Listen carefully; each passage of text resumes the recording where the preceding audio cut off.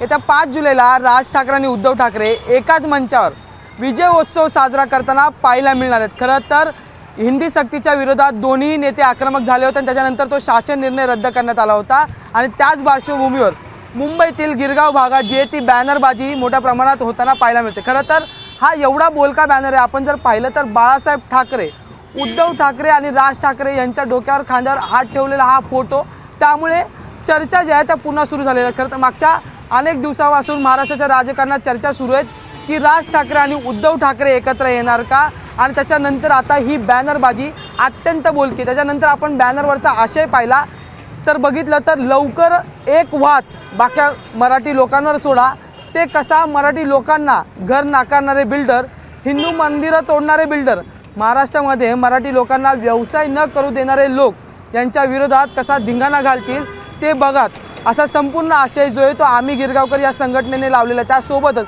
जी आमंत्रण पत्रिका आहे 5 जुलैची ती सुद्धा या बॅनरवर असलेली आपल्याला पाहायला मिळते। आवाज मराठीचा, मराठी मातांनो, भगिनींनो आणि बांधवांनो, सरकारला नमवलं का, तर हो नमवलं। कोणी नमवलं तर ते तुम्ही मराठी जनांनी नमवलं। आम्ही फक्त तुमच्या वतीने संघर्ष करत होतो, त्यामुळे हा आनंद साजरा करताना सुद्धा आम्ही फक्त या मेळाव्याचे आयोजक आहोत। बाकी जल्लोष तुम्ही करायचा आहे, वाजत गाजत या, जल्लोषात या, गुलाल उधळत या, आम्ही वाट बघतोय आपले नम्र राज ठाकरे आणि उद्धव ठाकरे, असा आशय या बॅनरवर पाहायला मिळतो। त्यामुळे एकीकडे महाराष्ट्राच्या राजकारणात सुरू असलेली चर्चा म्हणजे राज आणि उद्धव युती करणार का हा, आणि त्याच्यानंतर 5 जुलैचा विजयोत्सव, त्याच पार्श्वभूमीवर मुंबईतील गिरगाव परिसरात जी ती ही बॅनरबाजी आम्ही गिरगावकर या संघटनेकडून करण्यात आलेली आहे। अजय माने, एबीपी माझा, मुंबई।